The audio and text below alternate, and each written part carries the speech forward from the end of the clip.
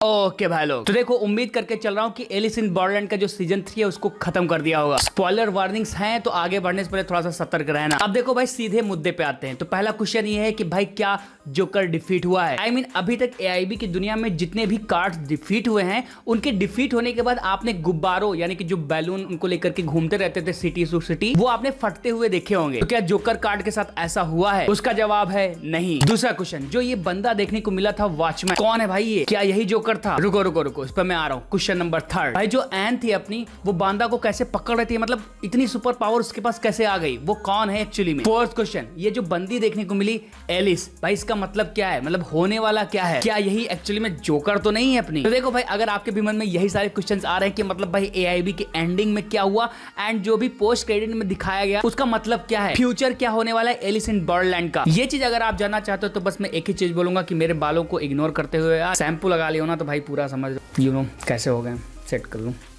तो बालों को इग्नोर करना, लेकिन एकदम मस्त वीडियो खोलो, सब कुछ मैं आपके लिए एक्सप्लेन कर दूंगा, इसलिए आपसे रिक्वेस्ट है कि भाई वीडियो को अंत तक जरूर देखना। तो सबसे पहले बात करते हैं कि भाई जो जोकर कार्ड था क्या वो डिफीट हुआ है? तो देखो सबसे पहले मैं आपको बता देता हूं कि इनकेस अगर आप कंफ्यूज रहे हो कि जो ये बंदा दिखाया गया था यही जोकर है, तो देखो मैं बता देता हूं कि नहीं भाई ये वॉचमैन था, जोकर नहीं है। दूसरी चीज कि भाई जोकर कार्ड है वो अभी तक डिफीट नहीं हुआ है, इवन दो अभी तक मेकर्स ने जोकर कौन है ये भी रिवील नहीं किया है। अभी तक सीजन 3 में जो आपने देखा था वो सेटअप था जोकर गेम को लेके। मींस जितना मुझे समझ में आया उसके अकॉर्डिंग जोकर गेम इतना आसान नहीं होगा एंड जो वॉचमैन था वो बांदा एंड याबा को सिटीजन बना करके रिक्रूट कर रहा था सबको जोकर गेम्स के लिए। मींस जो सबसे ज्यादा स्किल्ड प्लेयर होंगे वही जोकर गेम खेल पाएंगे एंड इसके लिए उन लोगों ने भाई ये जो सीजन 3 का पूरा सेटअप दिखाया, मतलब वो गेम्स खिलाए। मींस सीजन 3 के गेम से जो भी सर्वाइव करेगा वो डायरेक्टली जोकर गेम खेलने जाएगा एंड इसी चीज को लेकर के मुझे ये इतना समझ में आया कि जितने भी मेन प्लेयर्स थे जैसे कि अपना बांदा याबा हुआ या फिर आरिसू जैसे प्लेयर्स हैं, उनको भाई जोकर गेम खेलने के लिए ना अपनी टीम को रेडी करना पड़ेगा, मतलब उनकी खुद की टीम होनी चाहिए। अब देखो मैं ऐसा क्यों बोल रहा हूँ उसका रीजन समझो। यहाँ पर भाई जो अपना बांदा था उसको anyhow at any cost आरिसू उसको अपने साइड में चाहिए था एंड सीजन 3 में अगर आप नोटिस करोगे तो बांदा ही था जो कि आरिसू को गेम में घसीट के वापस लाता है। उसके लिए उसने काफी ट्रिक्स खेली, उसागी वगैरह को लेकर के आया एंड देन जाकर के आरिसू उसको बचाने के लिए उसके पीछे आया एंड एक पॉइंट ऐसा आ जाता है कि आरिसू को अपने साथ रखने के लिए वो किसी भी हद तक जाने के लिए एलिस इन बॉर्डरलैंड में रेडी हो जाता है एंड जो उसकी ऑब्सेशन रहती है वो इतनी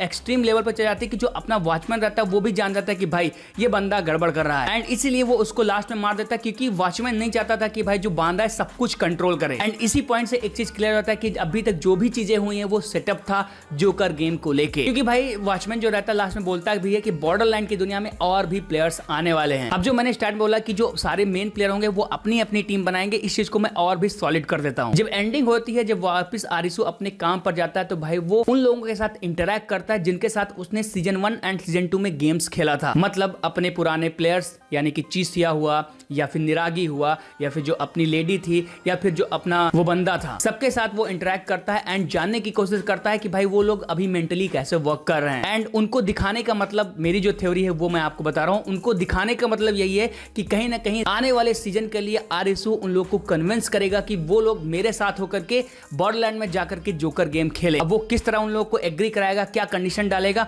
वो तो आने वाले टाइम में पता चलेगा। लेकिन हाँ, यहाँ से एक चीज क्लियर हो जाती है, जब भी जोकर गेम होगा तो कोई एक बंदा उसको नहीं खेलेगा, उसको सब मिलकर के टीम में खेलेंगे एंड सबको अपनी अपनी टीम चाहिए होगी एंड आरिसू जैसे प्लेयर को पता है कि उसकी टीम उसके जो पुराने प्लेयर्स हैं उन्हीं के थ्रू बन सकती है। तो आई होप जो एक सबके मन में डाउट चल रहा था कि जो जोकर कार्ड थे वो डिफीट हो गया है वो अब क्लियर हो गया होगा। नहीं भाई, अभी तक ना तो जोकर दिखाया गया है एंड ना ही उसको डिफीट किया गया है। जो वॉचमैन था वो डेथ एंड जो लाइफ है उसके बीच के बॉर्डर में रहता है एंड उसकी चीजों को वो कंट्रोल करता है, वो भाई जोकर नहीं था। नेक्स्ट चीज आते हैं एन पर। देखो भाई जो ये कैरेक्टर ना एन, ये इस बॉर्डरलैंड की दुनिया में ना भाई बहुत ज्यादा मिस्टीरियस है, नो डाउट। वो बायोकेमिस्ट है एंड भाई उसके पास ऐसी ऐसी टेक्निक्स हैं, ऐसी स्किल्स हैं जिसकी वजह से भाई वो आरिसू जैसे बंदे को बॉर्डरलैंड में भेज देती है सिंपल सा ड्रग देके। आप समझ सकते हो कि भाई उसको किस लेवल की पावर दी गई, क्योंकि जब बांदा आरिसू को मारने आता है ना तो एन ही रहती है जो कि नंगी आंखों से उसको देख लेती है, मतलब वो रियल वर्ल्ड को भी देख सकती है एंड बॉर्डरलैंड की भी चीजों को देख सकती है। तो मेरा जो भाई सिक्स्थ सेंस कह रहा है उसके अकॉर्डिंग या तो भाई ये बहुत ही ज्यादा पावरफुल सिटीजन है एआईबी की दुनिया की,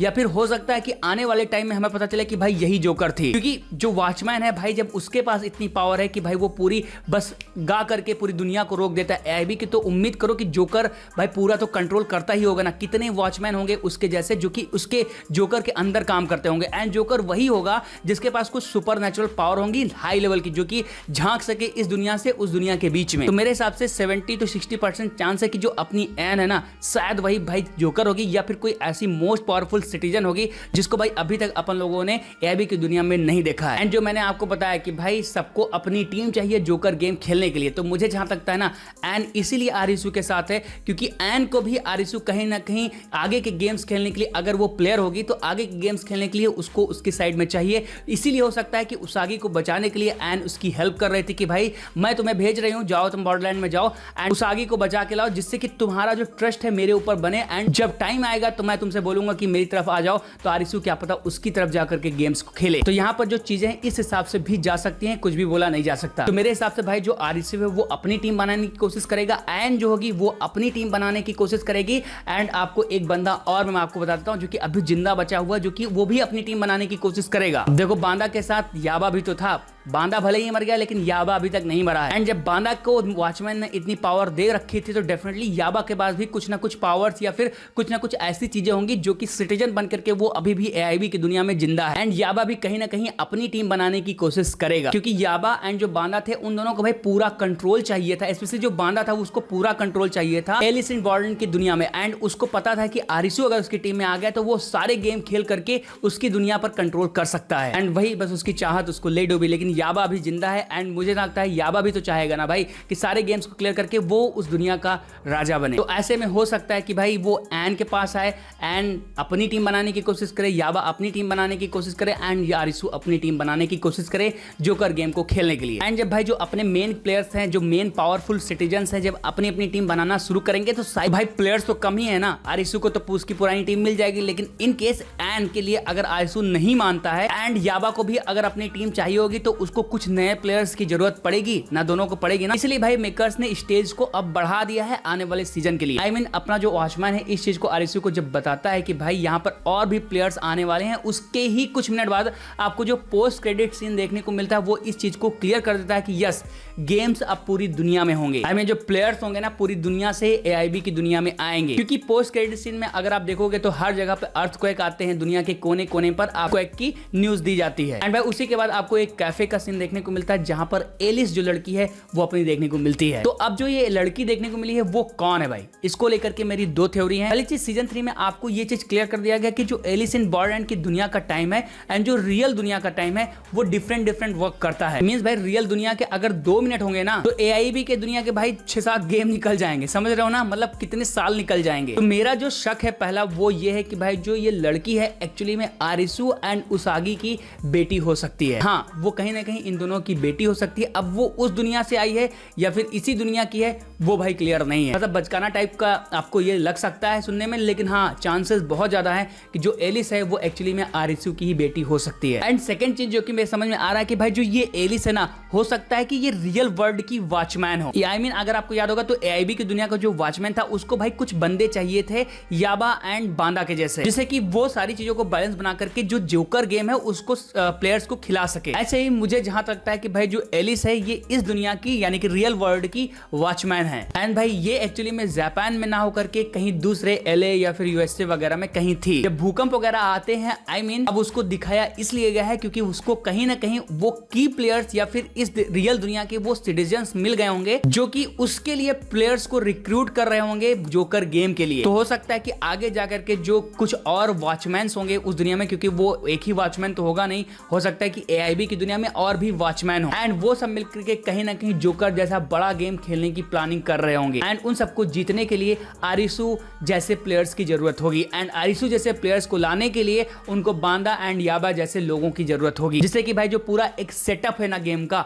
उसको तैयार किया जा सके। एंड ऐसे में हो सकता है कि जो अपनी एन हो वही सेटअप तैयार करने के लिए उस दुनिया में एग्जिस्ट कर रही हो, क्योंकि भाई उसके पास स्किल्स हैं, वो दुनिया में झांक सकती है इधर से उधर। तो भाई ओवरऑल मेरे हिसाब से ये एलिस कोई भी हो सकती है, या तो वो बेटी हो सकती है या फिर कुछ अलग ही लेवल की ये शिट हो सकती है, जिसको अभी तक मेकर्स ने रिवील नहीं किया है, क्योंकि फेस भी तो नहीं दिखाया है ना। अगर एंड फेस ना दिखाने का मतलब है कि अभी तक मेकर्स ने किसी को कास्ट नहीं किया है कि एक्चुअली में ये कौन होगा। तो देखते हैं कि आने वाले टाइम में ये कौन होगा। बाकी एक चीज कंफर्म है कि आपको आगे भी स्पिन ऑफ वगैरह देखने को मिलेंगे एआईवी की दुनिया में, एंड सीजन 4 भी हो सकता है कि आपको आने वाले टाइम में देखने को मिले। बाकी आप बताना, मैं आपकी भी थ्योरी जानने के लिए एक्साइटेड हूं कि आप क्या सोचते हो इन सारी चीजों को लेकर के, कमेंट बॉक्स में लिख करके बता सकते हो अगर यहां तक वीडियो देखिए। एंड इनकेस अगर मुझे कुछ और अच्छा मिल जाएगा तो मैं आने वाली वीडियोस में आपको वीडियो बना करके बताने की जरूर कोशिश करूंगा। लेकिन अभी के लिए भाई बस इतना ही, पूरा पसीना पसीना हो गया। तो वीडियो काम के लिए इसको लाइक करना, चैनल को सब्सक्राइब करना ऐसी ही वीडियोस देखने के लिए। बाकी मैं फिर से मिलता हूं अगले वीडियो में। Till then bye bye.